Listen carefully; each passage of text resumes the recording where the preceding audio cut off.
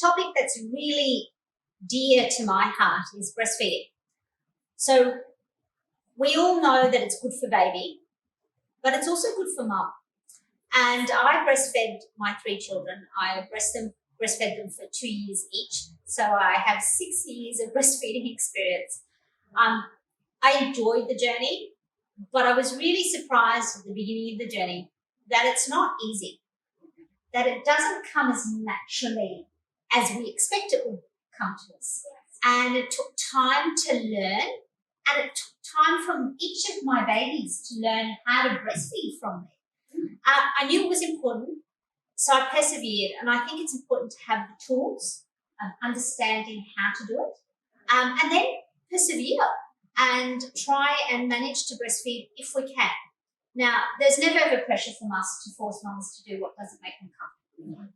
But we do know medically that breastfeeding is better for babies and better for mum. And when I mean better for mum, I found it was great for me because it helped me to get my body back into shape. I felt that, and I could be wrong, but I actually felt that my body burning a lot more calories, and I was able to get fitter and healthier and looking more like myself. And I felt it was good for me. It gave me time. And this is the part I love the most, is it gave me time to say to everyone around me, this is about my time, and nobody would interrupt me. So I worked with my children, and my team were really respectful, because as soon as I would sit down on a breastfeeding chair and I would get my nursing pillow out, they all knew that was time, that was my time with my child, and I could connect with my child. And I found it really good because it gave me time out. Yes, yeah, it's great for the soul, for the mind. Yes, it was really a time where it was good for me. Yeah. So I think there's benefits first certainly for baby, and I'll get you to elaborate on them. But I also felt as a mum, there were lots of benefits for me. So let's talk about something that's really, really important, and something that I think we are uncomfortable to talk about a lot, is breastfeeding. I think we don't want to pressure women, but we often skirt around the concept of breastfeeding because we don't want to make people feel uncomfortable if they can't breastfeed. So that's not the purpose today. It's not to make anybody feel uncomfortable. It's to encourage you to do what's best for your body and your baby. Absolutely. So let's talk about it. Yeah. So breastfeeding. Firstly, we'll go on to the statistics. Well, basically the World Health Organization has stated that with regards to breastfeeding, you can your baby can survive on just the breast milk alone. So for up to 6 months of age. So it doesn't need any other food. It doesn't need any fluid. Like, you don't have to give your baby juice or water for up to 6 months. So it's actually very good for the baby itself and for mum. And for the reasons being that it's good for both of them is for baby. Let's start with baby first. It's really good for baby's immunity. So it provides a lot of immunity. So all mums' vaccinations, immunizations that she's had pre-pregnancy actually does protect baby as well. Can I interrupt you there? Yeah. So what we eat then, or what we have in our bodies, actually comes through our milk. Yes, definitely. So, yes. Culturally, a lot of women have certain diets. So depending on where a woman is from, they can often have certain foods they like to eat or are recommended to eat when they have a baby. So there is some merit to that. Definitely. So tell us about, before you go on, just about a little bit about nutrition, your nutrition, and how it impacts your breast milk.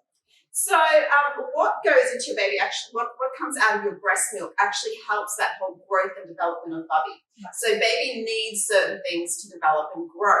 And, you know, if you are not eating the right foods, the baby's not going to get that nutrition that it needs, and also the right fluids. So, for example, if you're having a glass of wine while you're breastfeeding, that is actually going to absorb through the breast milk, and bubby will have a little bit of that.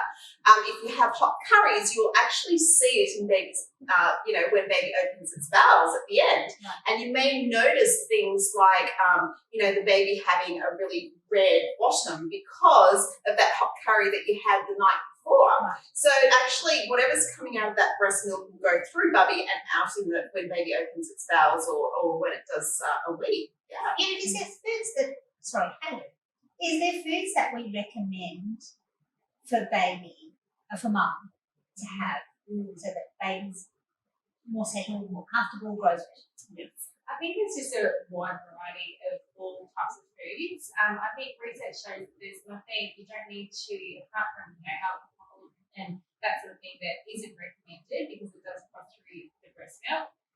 What is recommended is just a wide variety of food. So just a healthy, balanced diet is best for your baby. That's the main sort of thing. They don't tend to recommend eliminating any particular foods because it can actually help with the baby's palate.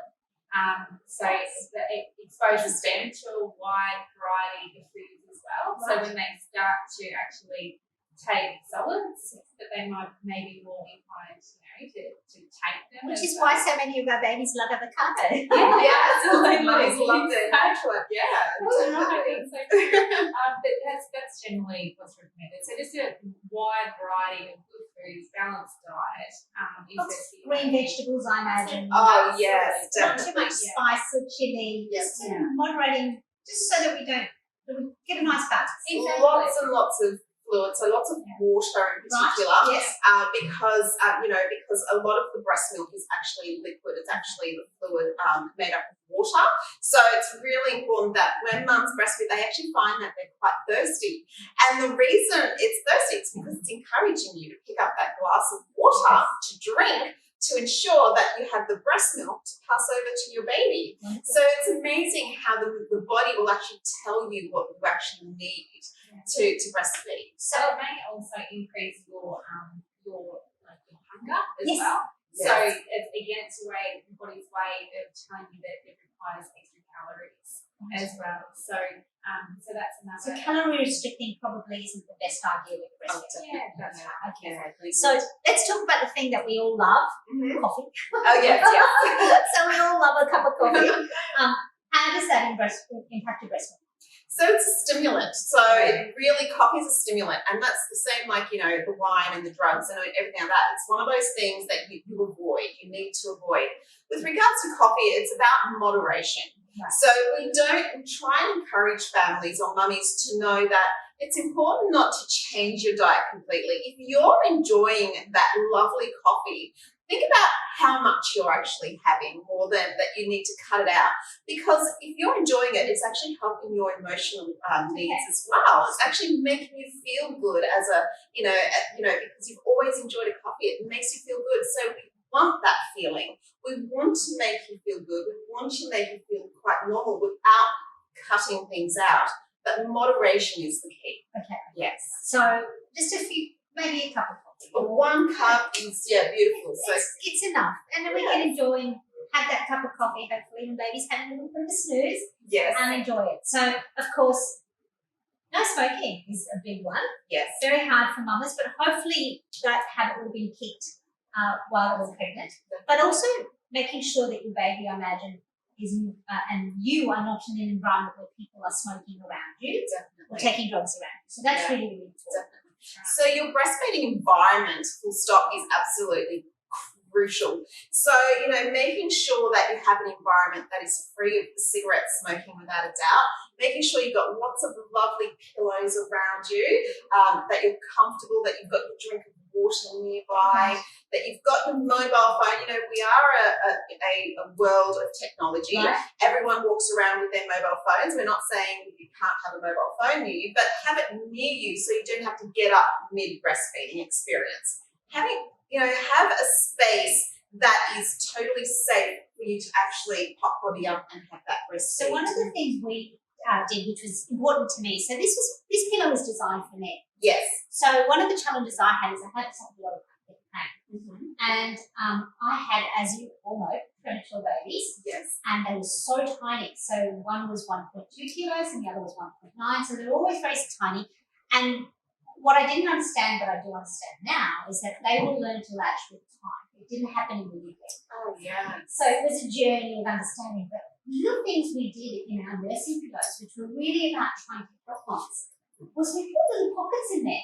Oh, yes. Yes, that's exactly what you need. I love that. So what we pocket was these little pillow pockets, and we've got a little card in here at the moment, but I used to love putting tissues and my nipple creams in here. Because it reminded me to use my little things that would remind me that I have some tissues, because sometimes baby does miss and you have a little bit of a throw up or anything like that. So those things I found really handy to have what I needed nearby, and also to pop my phone as well, because like many of us, we need to check things, and somebody calls us, the last thing we want to do is interrupt that breastfeed because this phone is going off and somebody needs it. So uninterrupted time when you're breastfeeding is so crucial, and having things like this, it's a pillow as well. It's a lovely support. We need to get you one of these. Absolutely. So, it's just incorporating the mum into the whole yes, and the needs of the mum. Yeah, I love that. So one of the things we looked at particularly, and I think I find important, is that we wanted mums not to be bending over to latch. Yes. So if you at some point we'll do a little demo for everyone to show everyone how to properly sit for breastfeeding. Yes, definitely. That, because that's really important. Yes. So we'll do a little demo and show you how to latch baby. Yes. Right? So one of the things I really want to go back on is when you stated that it's a learnt experience when you initially introduced breastfeeding.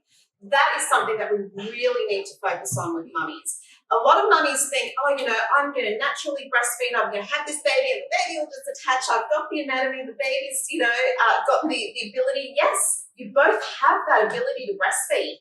You both have the natural ability to want to breastfeed. So the baby has that natural suckling ability and shows you the cues and wants to feed. The mother's anatomy, and this is my breast, only midwives carry these around, but the anatomy of the woman's breast, including with the hormones as well, actually produces this lovely nourishing milk that actually nourishes your baby and causes and helps with the hydration of body as well. So although you have the innate ability, both of you, it is a learned experience. And we absolutely say that over and over. That sometimes you have to have time to learn and work together to build on this innate ability that you both have. Would you recommend that women learn how to latch their babies whilst they're pregnant, so that they actually find that when they have babies it's easier for them because at least they've got the cues? Is that something you offer ladies? Would you teach ladies that skill? Our classes definitely outline that, our breastfeeding classes. Yeah, I think when women have the underlying knowledge, there's nothing like the practical, like having a real baby Absolutely. That's huge difference. Exactly. But if you have that underlying knowledge, it really does help the whole process, and you understand the cues, you understand why, they respond in that way. And I guess it is just advising women and families and partners that it is that learned stability and connection, because the majority of families expect that they hear that it's a natural thing. The most important thing to realise is it does become natural. It will get to a point where it is the most natural thing you can do, but not initially. Not initially. And it takes time. Exactly. And we generally say it takes a lot of passion, a lot of perseverance, a lot of practice. So all the pieces need to come together for it to be successful. Yes. So it does, and I think that is the biggest thing that families need to realise is that it takes time for everybody. So if it's taken, and generally it takes about 6 to 8 weeks before you start breastfeeding.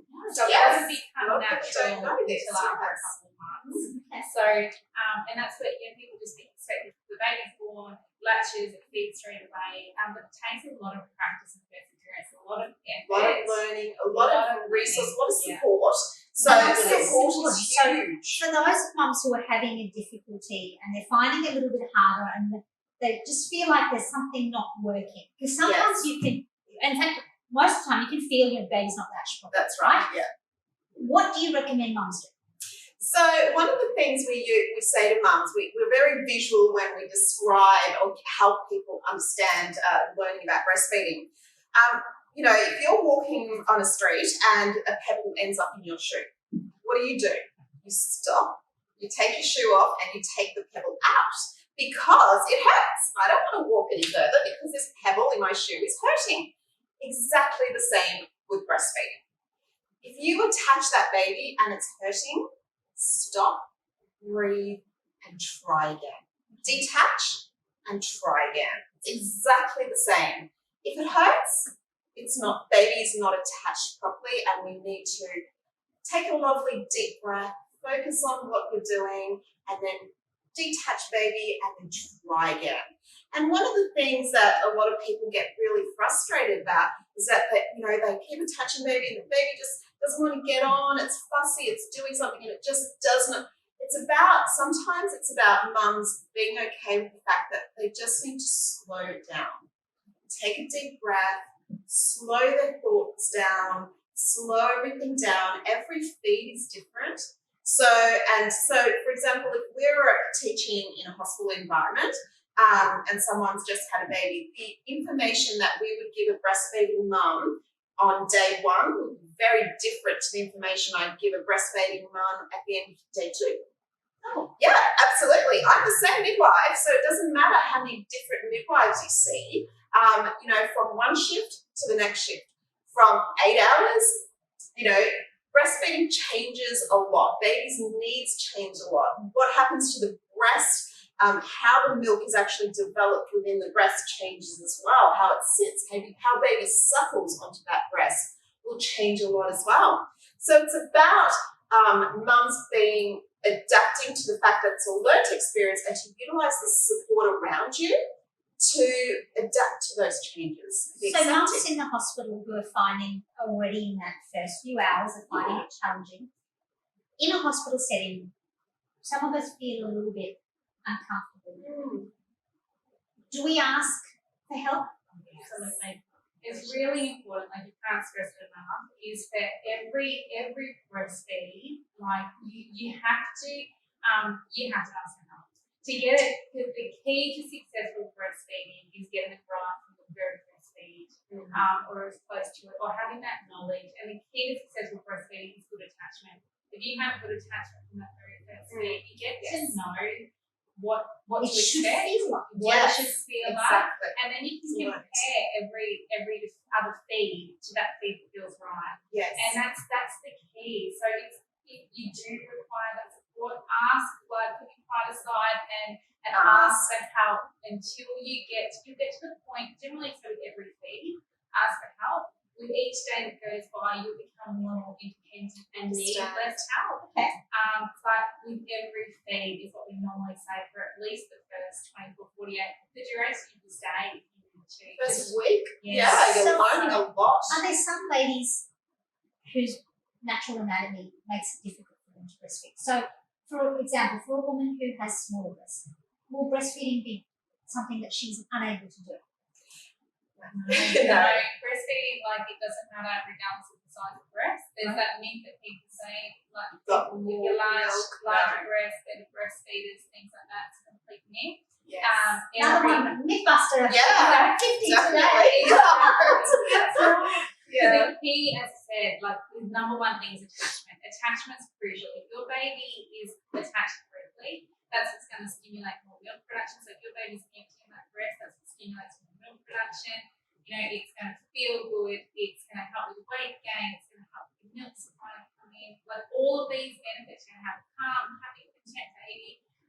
Whereas if you go the other way, poor attachment, that's when you have pain. If the milk, is not, it affects supply. Yes. Your breasts aren't emptying. There's weight gain, like you've got unsettled baby. Like, it can very easily go the other way. And you really need to think about the basics as well. So a lot of mums will ask us, how do I know that my baby's had enough? That is a question that midwives get all the time. How do I know my baby's enough? It's about going back to basics. Is my baby sleeping and settled after a feed? Right. Is my baby cooing and weaning? And I'm just going to be out there.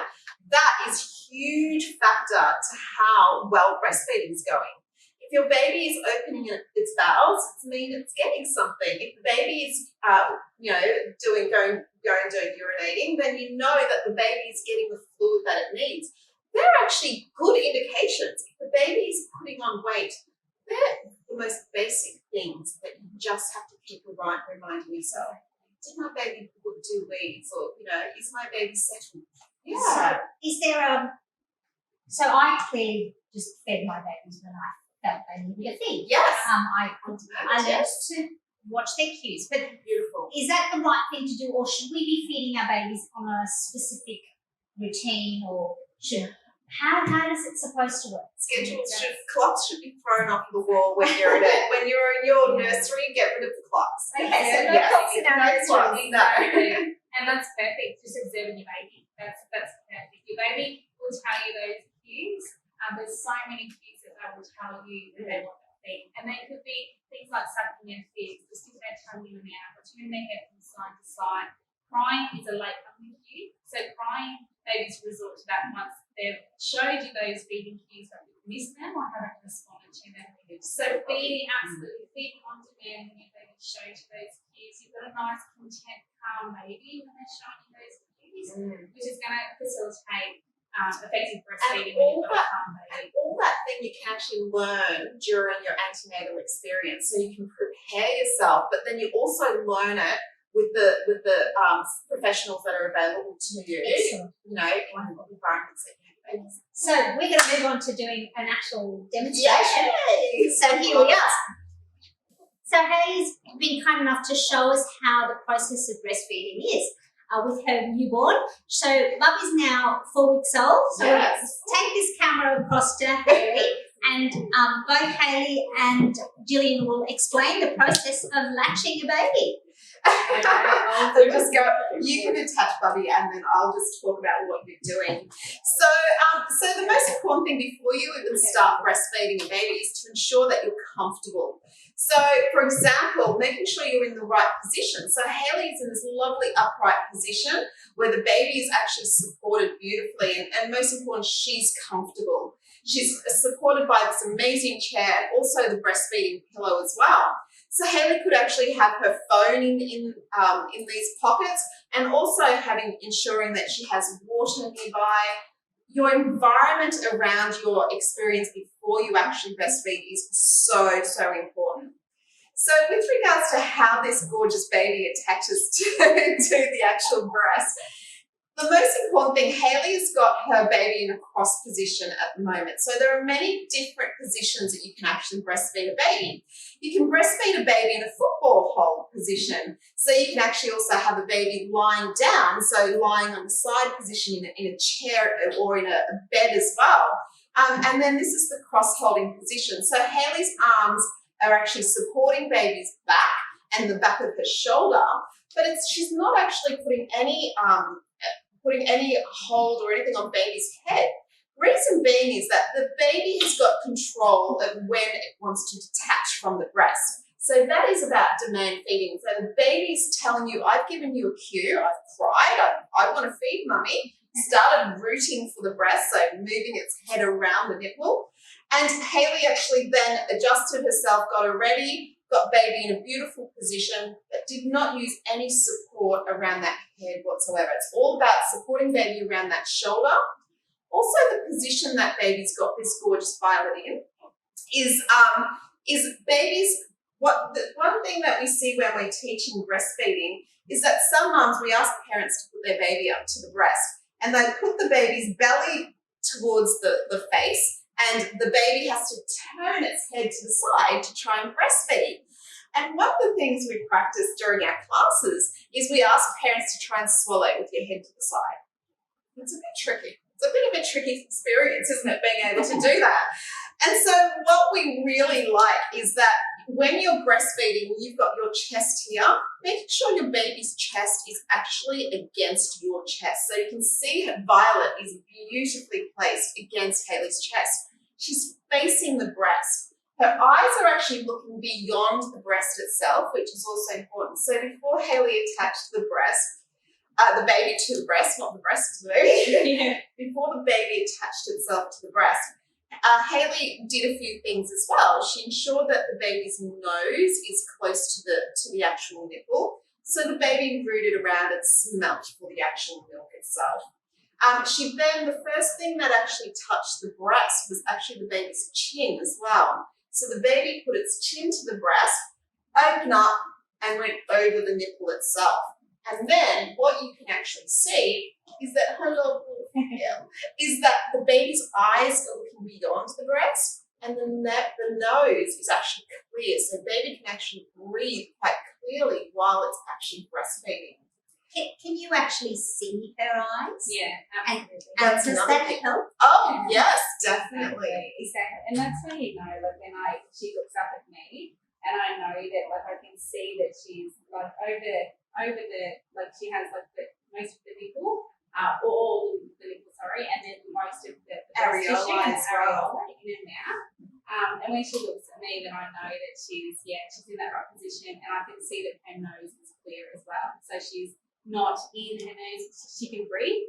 So if her nose was into the breast tissue, then she'd be pulling away because she won't be able to breathe. So, And if Haley hadn't set herself up in a lovely position to start off with, then, you know, she would not have found herself where the nose is to the nipple and getting that chin first. So, you know, there are a lot of steps when you're first teaching someone to breastfeed. Like we said, it is an innate ability. And if we just let, you know, Violet do this, she would probably bob herself around to the breast, and Haley just needs to support her. Right. And Haley's supporting her, not supporting her head, because we want the baby to be able to control And to come off when they're and full. yeah, definitely. So you said the angle in which the baby lays is really important because baby needs to be in a position where they actually are the airflow is working through. Right. But does that also allow for, we've heard a lot about skin-to-skin contact, Yes. especially with smaller bubs. Yes. So tell us a little about skin-to-skin contact and how that positioning helps. Beautiful. What Yes. does it help? So we encourage skin to skin the moment the baby's born. So as soon as a baby's born, whether it's cesarean or via vaginal birth, the skin baby is right here and close to mum. And it encourages the bond between the baby and the mum. So it is absolutely beautiful. It actually also helps regulate the temperature. We spoke about when we did bathing, how important it is that we help and assist baby to actually regulate its own temperature. You know, so the mum's skin temperature is actually supporting, the skin to skin is actually supporting the temperature. That's why sometimes when the baby's a new baby, you don't necessarily need all the clothes, okay? Mum's skin is enough. As Violet is a 4-week-old baby, she's now regulating her own temperature, so we can actually start breastfeeding with clothes on and so forth. Yes, but she looks adorable, doesn't she? She matches mum. She's such a girl.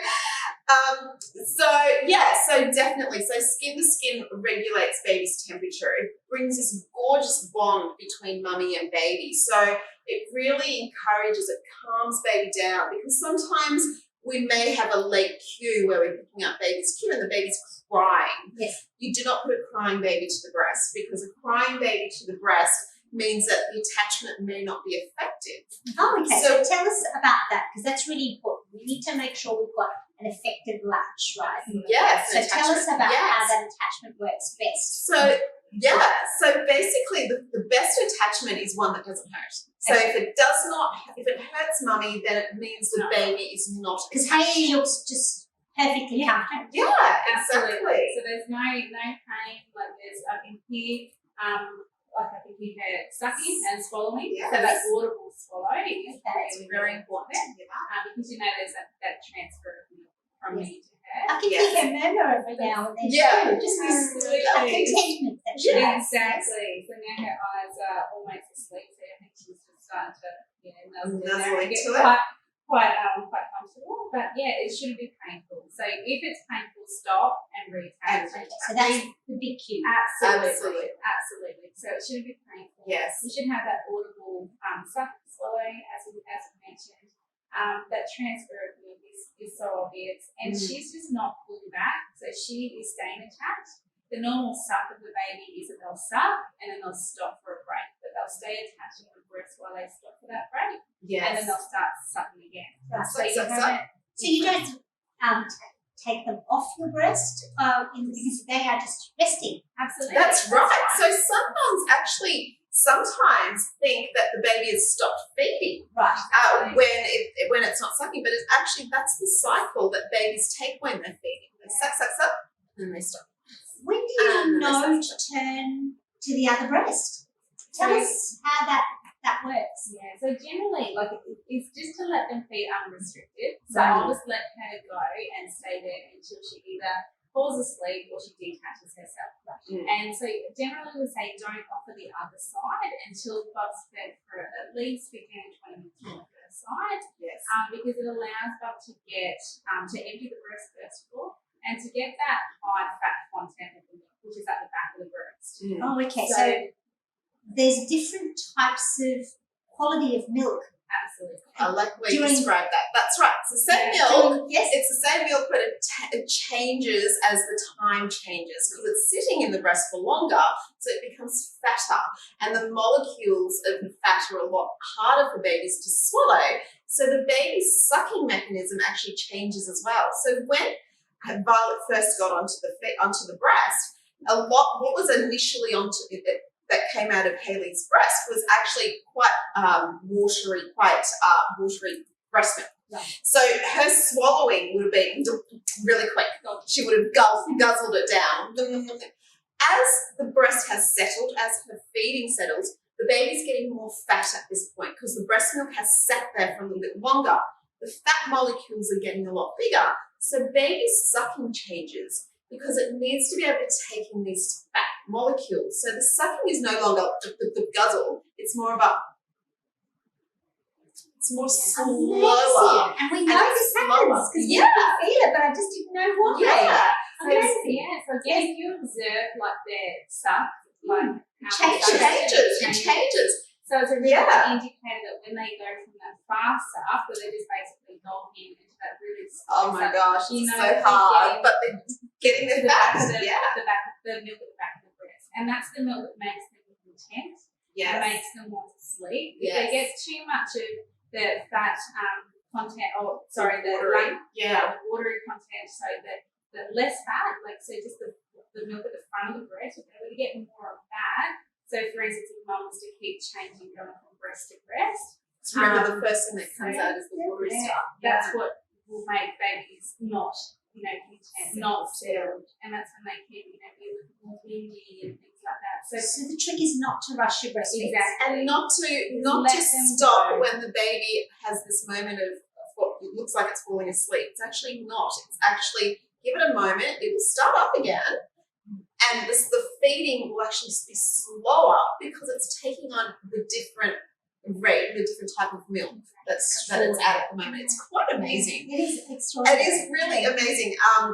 One of the things that you identify with babies as they change, some mummies will take their babies off the breast a lot sooner, and like Hayley was saying, that's the ones that the baby hasn't had that big fat molecules. Right. So it's saying to you, I don't want all the fatty stuff at the moment. I'm just thirsty. It's really hot at the moment, Mummy. Just give me some really nice fluid. It's like we would have a glass of water rather than have a meal. Yeah, exactly.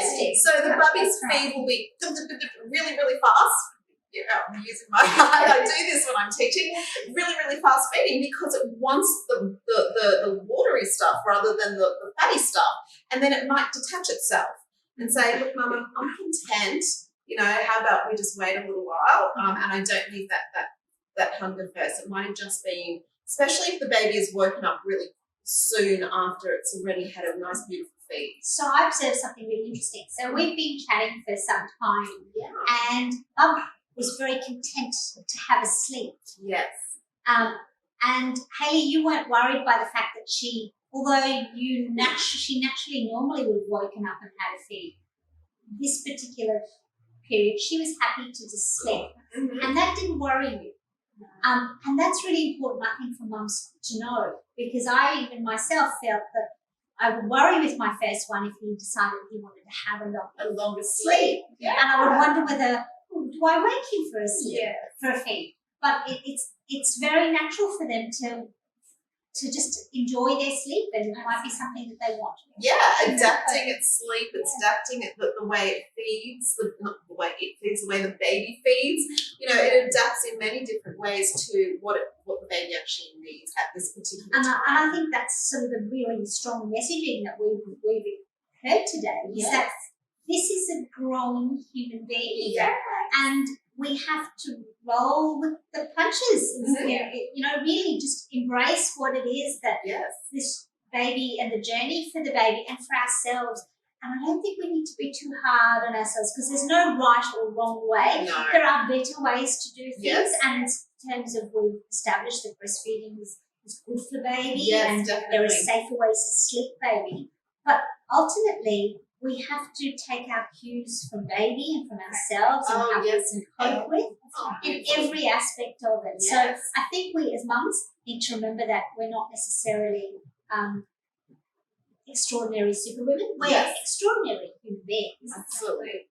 But we don't have to be everything to everybody. Yes. And this child at this stage in their development just needs us to listen to their cues. And you need to listen to your cues as well. Yes. And if you respond to the baby's cues, you're doing everything as a mother that you need to do. Yes. So that's the bottom line. And excuse me, sorry, and it will be different from from feed to feed from day to day. Definitely, without a doubt. So baby really, it's about you really adapting, like we said, and being an individual, it's embracing the birth of this gorgeous baby that you have, the life that you've created, and not comparing yourself. We're going to go back to that step one. Don't compare yourself to anyone else. How someone breastfeeds is totally different to how someone else might feed their baby. Someone might decide they need formula feeding. And this is one of the things that sometimes is a bit of a myth as well, where they think that as midwives, we only support people to breastfeed. Absolutely not. We are pro-choice. Informed decisions, as long as you are making informed decisions and it works for you, we are there to educate you on your choice. And this is what's important, guys. Yeah. Ask for help, I Oh, suppose. yeah, definitely. And we've got the experts here today. So hopefully the experts will be around and available. So if you've got more questions, send them in because I know we're going to need to have another session because we haven't got through half of the questions I had on here. So we look forward to having Hayley and Gillian back again. Yes, so it'd be lovely to have you back again. And thank you so much for your time and thank you for just bringing Thank you. Thanks for having us. Thank you.